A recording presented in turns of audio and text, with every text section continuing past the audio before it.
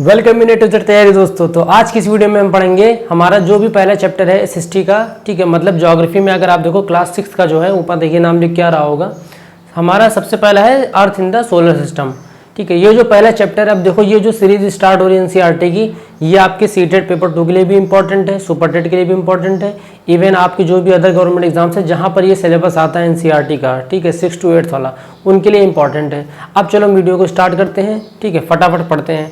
अब देखो यहाँ पर जो सबसे पहली बात है कि हम कुछ इंपॉर्टेंट टर्म्स पढ़ेंगे यहाँ पर, ठीक है, जैसे सेलेस्टियल बॉडीज होगी, कॉन्स्टेलेशंस हो गया। सोलर सिस्टम में हम पढ़ेंगे सन के बारे में, प्लैनेट्स के बारे में, प्लैनेट्स में हम स्पेशली अर्थ के बारे में पढ़ लेंगे सही से, सैटेलाइट्स के बारे में, सैटेलाइट्स में भी स्पेशली हम मून के बारे में पढ़ेंगे, एस्ट्रॉइड्स और मेट्रॉइड्स ये सब क्या होते हैं, इन सब चीज़ों को जानेंगे। और ये हिंदी इंग्लिश दोनों बच्चों के लिए है, ठीक है। तो अभी देखो आगे सब बताएंगे, धीरे धीरे समझना। चलो अब एक एक चीज़ समझते हैं यहाँ पर। सबसे पहले देखो हम कुछ वर्ड सुनते हैं, ठीक है। जैसे मान लीजिए हमारा जो सब्जेक्ट ही है, ठीक है, ज्योग्राफी है, तो जियो और ग्राफी 2 वर्ड से मिलकर बना है। अब यहाँ पर देखो हमारा जो जियो होता है इसका मतलब क्या होता है, जियो मतलब होता है हमारा अर्थ, ठीक है। चैप्टर का जो भी नाम उस हिसाब से हम समझेंगे, अर्थ हो गया। और ग्राफी मतलब होता है आपका, ग्राफ मतलब क्या होता है, कुछ भी हम जो लिखते हैं, ठीक है, राइटिंग और जो भी को उसको हम ग्राफी बोलेंगे, तो मतलब अर्थ राइटिंग। ये हो गया इसका मतलब कि जहाँ पर आप अर्थ के बारे में, ठीक है, कुछ भी लिखते हो उसको हम क्या बोलते हैं, उस सब्जेक्ट को, उस चीज़ को हम ज्योग्राफी बोल देंगे, ठीक है। अब एक वर्ड आता है हमारा इसी से रिलेटेड, जियो से, जिसे हम कहते हैं जियोलॉजी, ठीक है, जियोलॉजी। देखो एक एक टर्म को समझते हुए चलेंगे। जियोलॉजी आता है, एक टर्म और आता है हमारा जिसे हम बोलते हैं जियोमेट्री, ठीक है। और एक टर्म आता है हमारा जियोऑइड।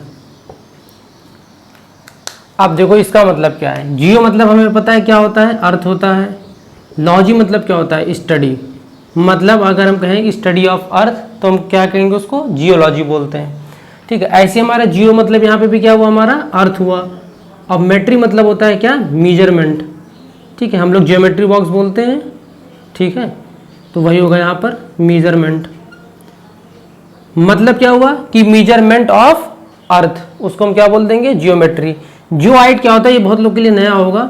जियोऑइड माने होता है शेप, ठीक है, जो हमारा अर्थ का शेप है, तो इसका मतलब हुआ अर्थ और इसका मतलब हुआ शेप, ठीक है। अर्थ के शेप को ही जियोऑइड बोल दिया गया है, तो शेप ऑफ अर्थ, ठीक है। इसका वर्ड किसी और कभी आपने सुना नहीं होगा किसी चीज़ में।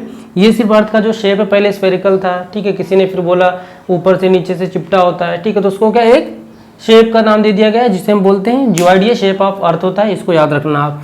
अब ये 4 वर्ड तो हो गए हमारे जो हमारे जियो से रिलेटेड है। अब जो हमारा वर्ड आया है जो चैप्टर में, सोलर सिस्टम, ठीक है। अब उसको हम समझेंगे कि जो हमारा सोलर सिस्टम है, जो सोलर लिखा हुआ है, ये कहाँ से आया है। तो ये हमारे ग्रीक वर्ड नहीं, आप रोमानियन माइथोलॉजी जो होती है, ठीक है, उसमें एक वर्ड आता है सोल, ठीक है, जिसका मतलब क्या होता है कि सन गॉड। उस बुक में जो उनकी धार्मिक किताब है उसमें सोल का मतलब है सन गॉड। तो सोलर सिस्टम मतलब जो सन की फैमिली होगी या जो पूरा सिस्टम होगा, ठीक है, जिसमें हेड हमारा कौन होगा, सन होगा। तो ये तो हो गया चलो टर्मिनोलॉजीज की, इसकी मीनिंग्स हो गई। अब इसके बाद हम स्टार्ट करेंगे कुछ इंपॉर्टेंट टर्म्स जिसको बारी बारी हम आपको समझाएंगे। तो चलो फिर अब स्टार्ट करते हैं हम अपना मेन कंटेंट। तो चलो अब देखो यहाँ पर जो मेन टर्म है, जैसे कि सबसे पहला हमारा टर्म आता है एक सेलेस्टियल बॉडीज़, ठीक है, ये हमने सुना होगा सेलेस्टियल बॉडीज़। इसको हिंदी में जो बोलते हैं वो बोलते हैं खगोलीय पिंड बोलते हैं, ठीक है। तो हिंदी वाले भी समझते चलेंगे, खगोलीय पिंड।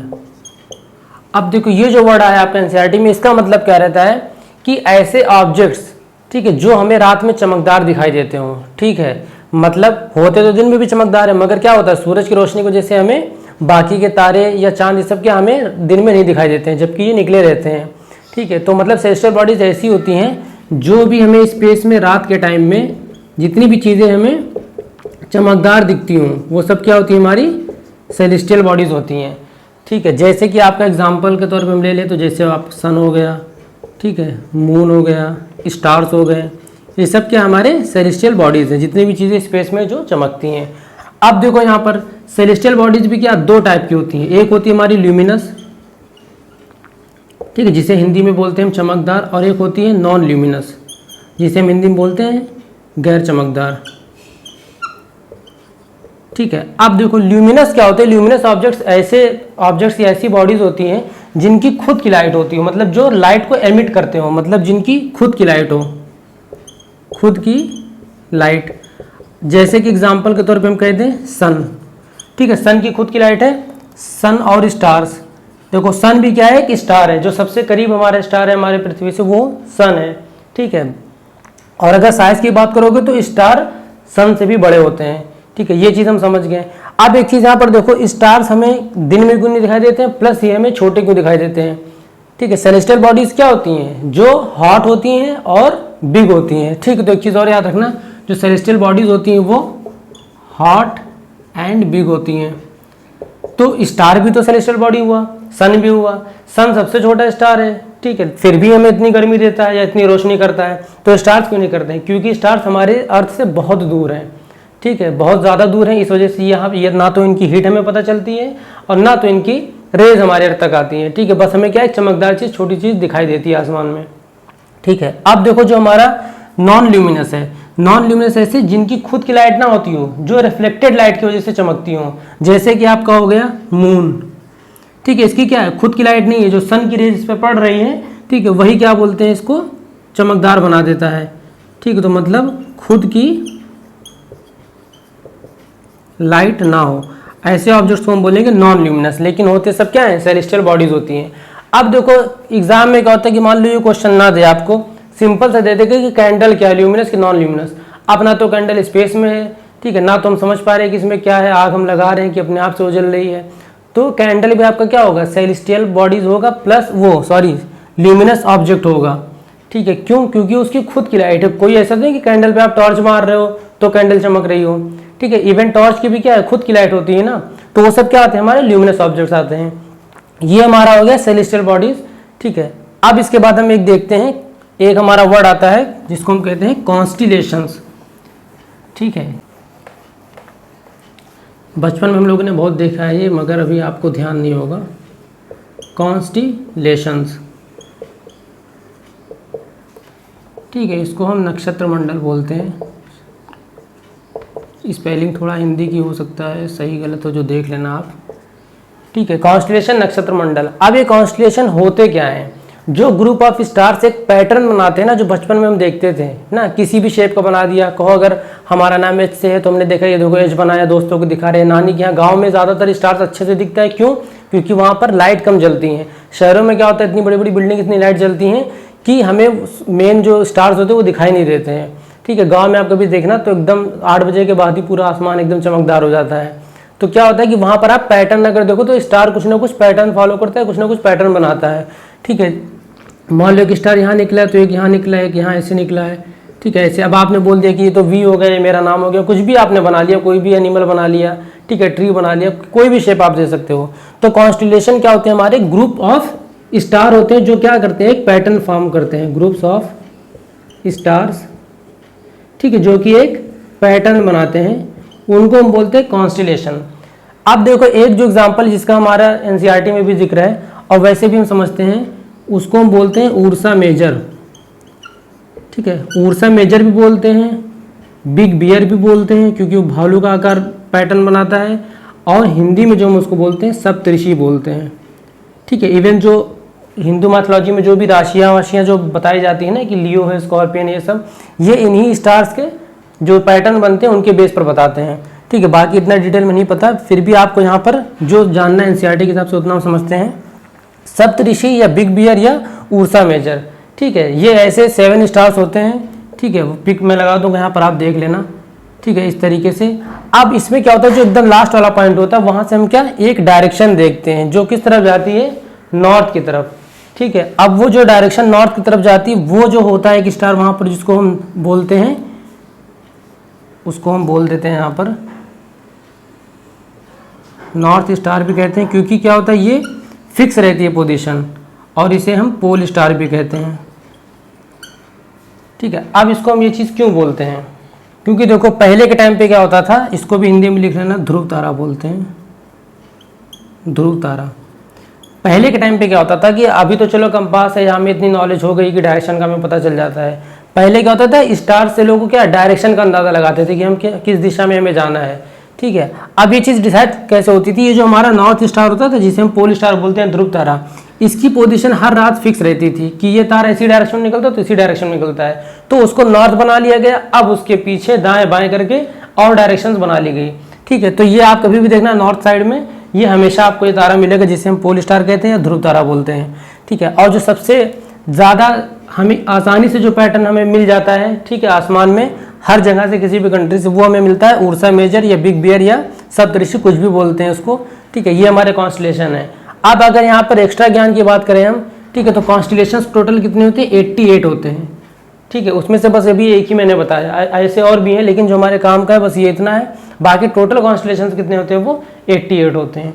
अब ये चीज़ तो चलो होगी एक बेसिक चीज़। अब इसके बाद हम आते हैं स्टार्स के ऊपर, ठीक है। अब स्टार्स के बारे में थोड़ा समझेंगे, एक एक वर्ड को क्लियर करेंगे। फिर भी अगर आपको किसी वर्ड में कोई दिक्कत हो, ठीक है, नहीं समझ पाओगे तो बता देना कमेंट में, वहाँ पे भी बता देंगे। अब अगर हम स्टार्स की बात करें यहाँ पर, सबसे पहले तो समझो, देखो स्टार्स होता क्या, हमें पता है कि स्टार्स क्या होते हैं, एक सेलेस्टियल बॉडी है। पहली बात तो ये हो गया। दूसरी बात क्या है कि ये हमारी स्टार्स जो भी हैं ये ल्यूमिनस है, ठीक है, ल्यूमिनस बॉडी है, ठीक है। एक बात ये हो गई। अब एक बात और अगर हम कर ले, यहाँ पर जो स्टार्स, ग्रुप ऑफ स्टार्स क्या बनाते हैं? कॉन्स्टलेशन बनाते हैं, ठीक है। अभी हमने पढ़ा है जस्ट, ग्रुप ऑफ स्टार्स क्या, नक्षत्र मंडल मतलब कॉन्स्टलेशंस बनाते हैं। अब यहाँ पर देखो जो सबसे बड़ा कॉन्स्टलेशन बनता है, ठीक है, उसको हम बोलते हैं हाइड्रा, ठीक है। ये सब चीज़ें एक्स्ट्रा में है, एनसीईआरटी में नहीं मेंशन है। और एक चीज़ एक्स्ट्रा में बता दें, जो हमारा सबसे चमकदार तारा होता है, ब्राइटेस्ट स्टार, वो है कैसर, ठीक है। अब यहाँ पर एक चीज़ और देख लेते हैं हम, गैलेक्सी सुना होगा, ठीक है। अब ये गैलेक्सी क्या होता है? गैलेक्सी होता है हमारा जो क्लस्टर्स ऑफ स्टार्स होते हैं, ठीक है, क्लस्टर ऑफ स्टार्स, ठीक है। मतलब पूरा स्टार्स का आप कह सकते हो ग्रुप या ढेर सारे स्टार्स होते हैं, ठीक है, वो क्या फॉर्म करते हैं? गैलेक्सी। अब अगर गैलेक्सी का नाम आए तो हमारी जो गैलेक्सी है उसका नाम है मंदाकिनी गैलेक्सी है वो, ठीक है। इसका एक पार्ट है जो भी हमारा मिल्की वे गैलेक्सी, ठीक है, ये इसका पार्ट है।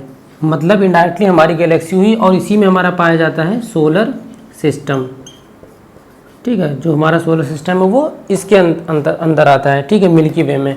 तो गैलेक्सी का नाम मंदाकिनी हो गया। अब ये चीज़ जो हमारी ये एक्स्ट्रा चीज़ें हैं, ठीक है, जो आपके अदर एग्जाम्स के लिए, एसएससी वगैरह इन सब के लिए हेल्पफुल होगी, ठीक है। बाकी सीटेट या सुपरटेट के लिए भी थोड़ा बहुत इसमें से कभी एक दो क्वेश्चन आ जाता है, वरना ज़्यादातर एनसीईआरटी वाले ही आते हैं, ठीक है। अब ये चीज़ तो चलो हो गई हमारी। अब इसके बाद हम देखेंगे मेन जो हमारा सोलर सिस्टम है उसके बारे में पढ़ते हैं। अगर हम देखें सोलर सिस्टम हमारा, तो सोलर सिस्टम क्या, समझो एक सन की फैमिली होती है, जिसमें जो हमारा सन होता है वो क्या होता है? मेन हेड होता है, ठीक है। तो सन क्या होगा यहाँ पर? हेड, मतलब इसको फादर मदर कुछ भी समझ लो, ये हेड होता है। अब इनके कुछ बच्चे भी होंगे, 8 प्लैनेट्स होते हैं, वो समझो आप इनके बच्चे हैं, ठीक है, याद रखने के लिए, ठीक है। अब जब बच्चे आ गए तो बच्चों के क्या होते हैं? दोस्त होते हैं। तो मतलब यहाँ पर सैटेलाइट्स आ गई, ठीक है, ठीक है। सैटेलाइट्स क्या होती है? जो जैसे प्लैनेट क्या करता है, सन के अराउंड रिवॉल्व करता है, वैसे सैटेलाइट क्या करती हैं? प्लैनेट के अराउंड रिवॉल्व करती हैं, ठीक है। तो दोस्त क्या होते हैं? दोस्ती के आगे पीछे तो घूमते हैं, ठीक है, ये चीज़ हो गई। अब एक हमारे आगे रिश्तेदार जिनको हम बोलते हैं सेलेस्टियल बॉडीज़, जो कितने भी दूर हो मगर अपनी चमक बनाए रहते हैं घर में, सेलेस्टियल बॉडीज़, ठीक है। जैसे कि आपका आ गया एस्टेरॉइड्स, देखो कोई बात दिल पर मत लेना, बस आपको याद रहे किसी भी तरीके से, मेटियोरॉइड्स, ठीक है। एस्टेरॉइड्स और मेटियोरॉइड्स ये क्या होते हैं? हमारे सोलर सिस्टम का सब क्या एक पार्ट है, पूरी एक फैमिली है। सन हमारा हेड हो गया, ठीक है, इसके अराउंड 8 प्लैनेट्स रिवॉल्व करते हैं, इनके अराउंड सैटेलाइट्स रिवॉल्व करती हैं, ठीक है। इसके बारे में भी डिटेल में बताएंगे सबके बारे में। और सेलेस्टियल बॉडीज जो होती हैं वो भी रिवॉल्व अपना घूमती फिरती रहती हैं, एस्टेरॉइड्स और मेटेरॉइड्स हो गए, ठीक है। अब इसको आपको भी पता होगा कि इसको हिंदी में क्या बोलते हैं, सूरज हो गया, ठीक है। बाकी चीज़ें इतना तो बेसिक पता ही होगा आपको। अब यहाँ पर देखो एक एक चीज़ को हम बारी बारी समझेंगे। अब अगर हम लिखने बैठेंगे तो आपका भी टाइम लगेगा, तो एक बार सन के सारे कैरेक्टरिस्टिक्स लिख लेते हैं, बाकी जो इंपॉर्टेंट प्लैनेट्स हैं उनके, ठीक है, फिर धीरे धीरे सब कुछ पढ़ाएंगे। तो चलो फिर देखते हैं सन के बारे में। ठीक है। अब देखो यहाँ पर सन की कुछ कैरेक्टरिस्टिक्स हैं, इनको हम देख लेते हैं, जो आपकी पूरी एनसीईआरटी का ही ये पैराग्राफ है। ठीक है, इसको हमने पॉइंट वाइज में बता दिया है। तो एनसीईआरटी का अच्छा कंटेंट आपको मिलेगा, एक बार आप पूरी वीडियो देख लेना, उसके बाद पसंद आएगा तभी चाहे तो आगे देखना है, सब्सक्राइब करना, जो आपकी मर्जी होगी। ठीक है, मैं इतना नहीं बोलता हूँ ज़्यादातर क्योंकि इरिटेशन होती है आपको भी। अब यहाँ पर देखो हम सबसे पहले देखते हैं कि जो हमारा सन है वो क्या है, centre of the solar system. ठीक है, अब अगर सोलर सिस्टम की आप स्पीक देखो इधर तो क्या है, वो अर्थ, वो जो हमारा सन है वो क्या है, सेंटर में है। ठीक है, बाकी उसके चारों तरफ क्या करते हैं, प्लैनेट जो होते हैं रिवॉल्व करते रहते हैं। अब जो हमारा सन होता है वो भी क्या है, सेलेस्टियल बॉडी है, तो क्या made up of hot gases का बना होता है। ठीक है, जिसमें से अगर हम बात करें तो ज़्यादातर जो मेजर गैस होती है वो एक होती है हाइड्रोजन, एक होती है हीलियम। ये हमारा होता है लगभग 78%। ठीक है, ये 28% के आसपास ये भी आता है। ठीक है, बाकी अदर्स जो भी थोड़े बहुत होंगे। ठीक है, अब ये चीज़ हो गई हमारी। अब इसके बाद देखो हमारा था कि जो सन होता है वो पुलिंग फोर्स प्रोवाइड करता है, जिससे क्या होता है, जो सोलर सिस्टम के जितने भी प्लैनेट्स होंगे पूरा सिस्टम क्या होता है, एक बाइंड रहता है, मतलब बंधा रहता है। ठीक है, ये नहीं कि कोई प्लैनेट इधर चला गया कोई इधर चला गया।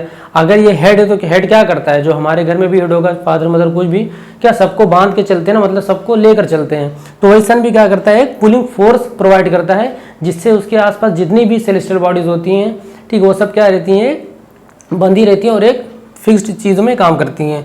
अब जो हमारा सन ये ultimate source of heat and light है, बिल्कुल इसी की वजह से हमें क्या हीट और लाइट मिलती है, चाहे अर्थ में देख लो या अदर प्लैनेट्स पे भी देख लो। उसके बाद अब एक चीज़ हम देखते हैं कि जो हमारा सन है वो अर्थ से कितनी दूरी पे है, 150 मिलियन किलोमीटर अवे है। ठीक है, बहुत ज़्यादा हो गया ये। और दूसरी बात, ये जो एग्जाम में क्वेश्चन भी आता है ये वाला, कि कितना टाइम लेती है अर्थ की रेस हमारे, वो सन की रेस हमारे अर्थ के सरफेस तक पहुँचने में, तो 8 मिनट टोटल लगता है एनसीईआरटी के हिसाब से। ठीक है, तो हमको एनसीईआरटी के हिसाब से ही चलना है, तो 8 मिनट लगता है। और जिस स्पीड में आती है उसको हम बोलते हैं, लाइट की स्पीड वो क्या होती है, 3 × 10⁵ किलोमीटर, ठीक है, पर सेकंड। ये होती है क्या, स्पीड ऑफ लाइट होती है। ठीक है, ये चीज़ भी समझ लेना आप। ठीक है, तो सन के बारे में बस इतना ही है। अब इसके बाद हम देखते हैं जो अदर हमारे 8 प्लैनेट्स हैं, उनमें कुछ प्लैनेट्स के बारे में जिनका एनसीईआरटी में नाम आया है उनको भी समझेंगे, और जो एक्स्ट्रा हमारे अदर एग्जाम्स में आ सकते हैं उनको भी समझेंगे। सिलेबस बहुत बड़ा हो रहा है। ठीक है, वीडियो भी लंबी हो रही है, हमको भी पता है, लेकिन अगर एक ही वीडियो में आपको सब नहीं पढ़ाएंगे तो फिर दिक्कत हो जाएगी। ठीक है, 10 वीडियो देखना पड़ेगा, कोई फ़ायदा नहीं। और सिर्फ एनसीईआरटी नाम की है, आता उसके बाहर भी है क्वेश्चन, कोई भी आप एग्जाम उठा के देख लेना। ठीक है, चलो फिर अब देखते हैं इसके आगे। ठीक है, तो अब हम देखें यहाँ पर कि हमारे जो प्लैनेट्स हैं वो क्या होते हैं। प्लैनेट्स मतलब जिसको हिंदी में ग्रह बोलते हैं। ठीक है, सबसे पहली बात तो ये जो होता है हमारा एक, ये भी क्या है, सेलेस्टियल बॉडी है। सेलेस्टियल बॉडी है, प्लस एक चीज़ और क्या यहाँ पर हम ध्यान दें, ये जो है नॉन ल्यूमिनस बॉडी है। ठीक है, मतलब इसकी अपनी कोई लाइट नहीं होती है। ठीक है, गैर चमकदार में आती है। जो सन की रेज या रेडिएशंस पड़ती है, जो रिफ्लेक्शन पड़ता है सनलाइट का, उसी की वजह से ये दिखाई देता है, चमकता है। ठीक है, जैसे हमारे अर्थ पर क्या होता है, जब सूरज की रोशनी इस साइड पड़ती है तभी तो इधर दिन रहता है। ठीक है, उसी हिसाब से जैसे सूरज से दूर जाएगी पृथ्वी, क्या होगा, शाम होती चली जाएगी। ठीक है, तो ये भी क्या है, नॉन ल्यूमिनस है। अब एक चीज़ देखो कि प्लैनेट्स को प्लैनेट्स कैटेगरी में रखने के लिए, ठीक है, कुछ प्रिंसिपल्स होते हैं। ठीक है, कुछ शर्तें होती हैं, वो क्या है, ठीक है, 5 प्रिंसिपल्स होते हैं जो ये डिसाइड करते हैं कि ये चीज़ हमारे प्लैनेट में आएगी कि नहीं। सबसे पहली जो चीज़ आती है हमारी वो होती है कि इनका खुद का अपना तारा होना चाहिए, मतलब ओन स्टार होना चाहिए, जैसे कि सन। दूसरी कंडीशन आती है कि जो प्लैनेट्स होंगे वो क्या करेंगे, फॉलोज रोटेशन। ठीक है, रोटेशन को फॉलो करते हो, अभी बताते हैं क्या होता है ये भी। तीसरी बात क्या, कि ये फॉलो करते हो रिवोल्यूशन को। चौथी प्रिंसिपल क्या है कि ग्रेविटेशनल फोर्स हो। ठीक है, जिसे हम गुरुत्वाकर्षण बल कहते हैं। और 5वां है कि इनकी फिक्स्ड ऑर्बिट होनी चाहिए। फिक्स्ड ऑर्बिट होनी चाहिए। अब इनको देखो एक एक समझते हैं। ओन स्टार होना चाहिए, तो चलो क्लियर है कि अपना तारा होना चाहिए। दूसरी बात ये रोटेशन और रिवोल्यूशन को फॉलो करे। रोटेशन क्या होता है कि जब भी मान लीजिए जैसे कोई भी प्लैनेट हो गया, या ये अर्थ आप मान लेते हैं अगर, ठीक है, जब ये अपनी एक्सिस पर घूम रहा है, ठीक है, या कोई बॉल आपने ली, उसको अगर आप अपनी एक्सिस पर घुमा रहे हो, फिक्स कर लिया और घुमा रहे हो आप उसको, तो क्या हो रहा है, वो उसको रोटेशन हम बोलते हैं। ठीक है, और रिवोल्यूशन क्या होता है, जिसे परिक्रमा करना बोलते हैं। मतलब कि अगर मान लीजिए यही जो अर्थ है हमारी, ये चीज़ अगर मान लीजिए पूरा सन के अराउंड रिवॉल्व करे, मतलब अगर यहाँ पर हम सन मान लें, ठीक है, यहाँ पर हम सन मान लें अगर, तो ये अर्थ क्या होगी, पूरी उठ के यहाँ से ऐसे ऐसे इसके क्या होगा, अराउंड रिवॉल्व करेगा, तो हम क्या बोलते हैं, इसको रिवोल्यूशन बोलते हैं। ठीक है, इतनी चीज़ क्लियर हो गई। अब इसके बाद अगर हम देखेंगे ग्रेविटेशनल फोर्स क्या होता है, जो ऐसा फोर्स होता है जो पृथ्वी का अपना फोर्स होता है, ठीक है, जिससे कोई भी चीज़ आप ऊपर ऊपर फेंकोगे, अभी कैप को हम नीचे फेंकेंगे, ठीक है, तो ये क्यों आ जा रही है नीचे, ऊपर भी तो जा सकती है लेकिन नहीं, क्योंकि यहाँ पर क्या ग्रेविटेशनल फोर्स है, ठीक है, तो वो भी होना चाहिए। और लास्ट बात क्या है कि इनकी फिक्स ऑर्बिट होनी चाहिए।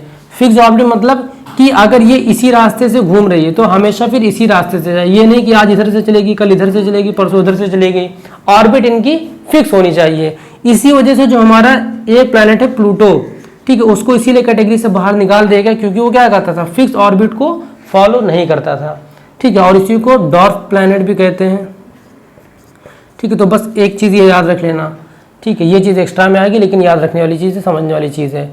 तो ये होते हैं प्रिंसिपल्स। अब अगर हम प्लैनेट्स को डिटेल में समझें, ठीक है, अब आपको हम एक पिक्चर की तरह समझाते हैं, जितनी भी चीज़ें याद रखना जिनको ऑर्बिट का नहीं हुआ समझ में आया, मतलब इसको हम कक्ष बोलते हैं, ठीक है, या कक्षा, कक्ष, कुछ भी अभी दिखाते हैं आपको यहाँ पर पिक की मदद से, वो अच्छे से क्लियर हो जाएगा।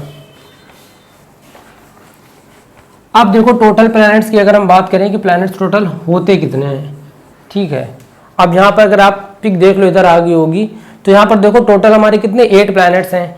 अब इन 8 में से जो हमारे शुरू के 4 हैं, मतलब उस साइड वाले, वो हमारे क्या होते हैं, टेरेस्ट्रियल प्लैनेट्स होते हैं, ठीक है, टेरेस्ट्रियल या फिर इनर प्लैनेट्स, मतलब वो किसके बने होते हैं, रॉक्स के बने होंगे, ठीक है। और जो इस तरफ होते हैं बाकी के बचे 4, जुपिटर से लेकर यहाँ तक, ठीक है, वो क्या होते हैं हमारे, वो गैसियस प्लैनेट्स होते हैं, ठीक है, गैस और लिक्विड होता है उनमें, ठीक है, और इनको हम क्या बोलते हैं, आउटर भी बोलते हैं, आउटर प्लैनेट्स, ठीक है। तो एक चीज़ ये याद रखना, 4 उधर इनर हो गए, 4 आउटर हो गए, वो जो इनर थे वो हमारे टेरेस्ट्रियल हो गए और जो आउटर थे वो हमारे गैसेस और लिक्विड प्लैनेट्स हो गए, ठीक है। अब ये चीज़ तो चलो हम समझ में आ गई हमें। इसके बाद अब बात करते हैं कि जो हमारा ऑर्बिट होता है, जो कक्ष होता है, वो क्या होता है।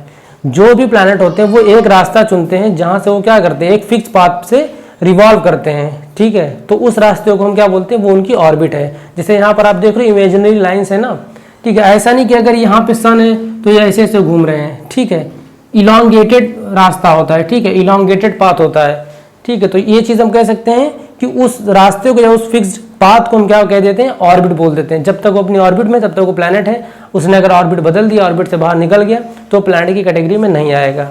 ये चीज़ समझ गए हम यहाँ पर। अब देखो कुछ अब प्लैनेट्स के बारे में हम समझेंगे, ठीक है, जो हमारे फैक्ट्स आते हैं एग्जाम में उनको समझते हैं, ठीक है। देखो अब अगर हमें फैक्ट पढ़ना है तो उससे पहले ये समझ ले कि प्लैनेट्स को याद करने की ट्रिक क्या होती है, ठीक है, आपके एनसीईआरटी में भी दिया हुआ है और वैसे भी ट्रिक को आप समझ लीजिए। माई वेरी एजुकेटेड, ठीक है, एनसीईआरटी में इसकी जगह एफिशिएंट है, आपको बस ई से मतलब है। My very educated mother